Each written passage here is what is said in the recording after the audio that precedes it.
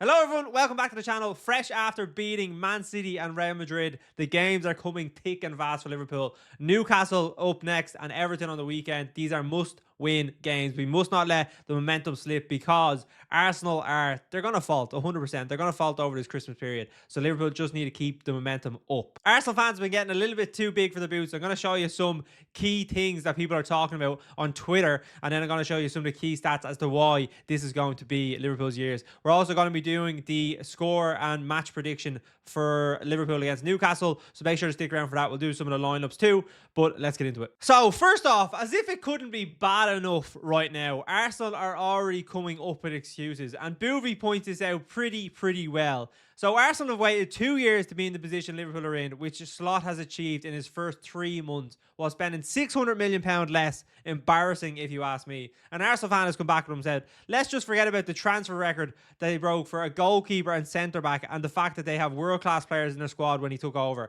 Embarrassing opinion, if you ask me. Now, hold on a second. When did Liverpool sign Van Dijk and Alisson? 2018. How long ago was that? Nearly 7 years ago. So we're going back 7 years, and that's what we're saying. Liverpool have went out and spent money in the transfer window. The last 2 transfer windows, what have Liverpool done? They didn't sign anyone of material in the last transfer window, which was Slot's very first window. And how often do we hear when a new manager comes in, he needs to get players right, he needs to get them to fit to the system, and Slot hasn't needed any of that.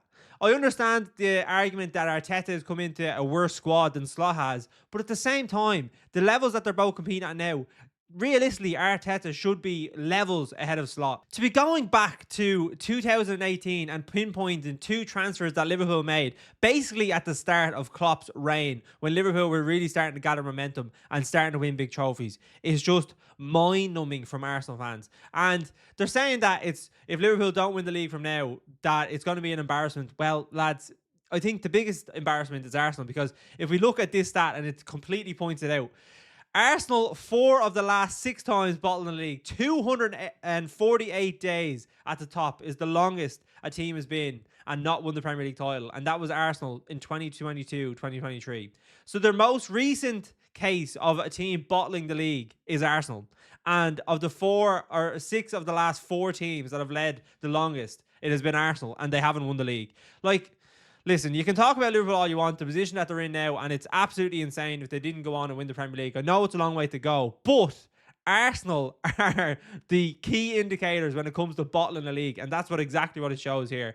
The only team that should be embarrassed right now is Arsenal fans, because the excuses are already coming out. It's going to be probably another year without silverware, and I think the questions are going to be starting to ask of Arteta, because you can only finish second so many times. But that's enough of that. We'll leave Arsenal to their own desires, because Liverpool are on a momentum train and other teams are going to try and bring us down. That's just the nature of football, and Twitter especially. But moving on to Newcastle, and yeah, I think Liverpool fans, no Liverpool fan is going into this game and thinking this is going to be an easy game, because it's not going to be. And even though we have the record of like beating Newcastle in the last 4 games, so you can see there, we've obviously beat them at home 4-2.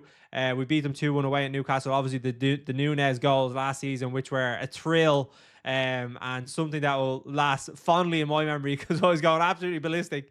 And then the 2 games before that, the 2-0, and then the 1, and then the 2-1 as well.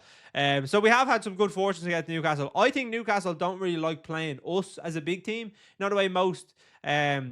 Newcastle seems to be a bit of a bogey team for like the likes of Arsenal, Man City as well. They struggle there, but Liverpool seem to do all right against Newcastle, which is a good sign. But it's still gonna be a tricky test. They still have players that can hurt us, and we need to be obviously making sure that we're playing at a high tempo in order to get a result. One player that is talk of not being fit, and that is Alexander Isak, but he's come out and said, I'm fine. It was really painful. A bad knock, but I responded well. So that was him in relation to an interview, and he was being asked if he was going to be fit for Liverpool, and he said he will be. So expect him to start up front, and someone that can definitely cause issues. Probably hasn't hit the heights as much as last season, but I think you can say that across the board for Newcastle. They're not scoring nowhere near as many goals. They had a good start to the season, but they've kind of tailed off a little bit, and their form isn't as good right now. So we still need to obviously be aware of them. They still have danger mans, Isak, Gordon, and Harvey Barnes as well. But this is definitely a game that Liverpool can be winning. And Opta is predicting Liverpool to win this game. So they have 50% chance of winning. Newcastle obviously at home, 26% chance. And then the draw is the rest or the remainder. So it definitely is a game that Liverpool should be winning. We're going to go into the predicted lineup now in a minute, and I will give you my score prediction at the end. But this is definitely a game that Liverpool have to win. If they win tomorrow, then Arsenal and United are playing tomorrow night as well. It's such a big result, because it's just every win that Liverpool get, it's just another dagger in the heart. The games start to tick away as the season goes on, and that's where Liverpool are going to be able to just nullify any other, how would you say it? Nullify any other redemption from, say, Arsenal or Man City. So, predicted lineup for the game.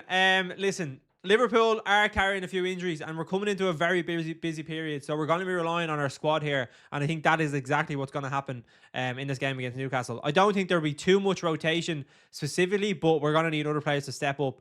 And one of them that has been so far this year is Caoimhín Kelleher. He'll start in goal again against Newcastle. Alisson is predicted to come back before the end of December, which is obviously good, but listen, Kelleher, we've talked about it so much. There's even talk among the fan base that he should be starting even if Alisson's come back. I don't agree with that, but Kelleher has been unbelievable. The best number 2 in the Premier League. So I'll start with him in goal. Right back then, obviously Trent coming back from his injury. Connor Bradley is still out, but I think Trent obviously struggled a little bit against Doku when he came on. But I do think the quality that he has there, maybe Harvey Barnes or Anthony Gordon will look to target him. But he's been a lot more solid defensively so far this year, so I do expect him to start at right back. Centre back then, it's going to be the man of the moment, and that is Joe Gomez alongside his very good partner, and that is Virgil van Dijk.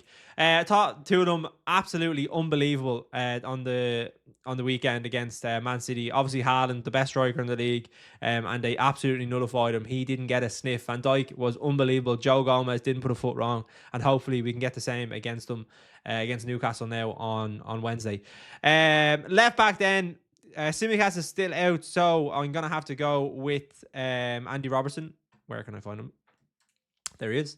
So yeah, Andy Robertson definitely was a little bit better against Man City, but hopefully he can continue his good form. He's a bit up and down at the minute, but I think obviously he still has quality there that he can offer, and hopefully he'll continue against Newcastle in the same vein. Then in obviously the DM role, the man, the myth, the legend that is Ryan Gravenberch. Unbelievable against Man City. Unbelievable. Obviously he put in like a Rodri performance, and the way he's playing right now, he is basically the glue that is keeping this midfield together. The levels that he's consistently reaching at the minute, it's not a blip anymore. It's not a coincidence. It's not a purple patch, anything like that. It's just high level quality, being an unbelievably high quality midfielder. That's what he's producing right now. So he'll go in front of that defense against Newcastle. In front of him then, I'm going to go Curtis Jones. I think Curtis Jones will be good in this game, and I'm going to put in Alexis McAllister beside him. I think Jones and McAllister, they'll give us a little bit more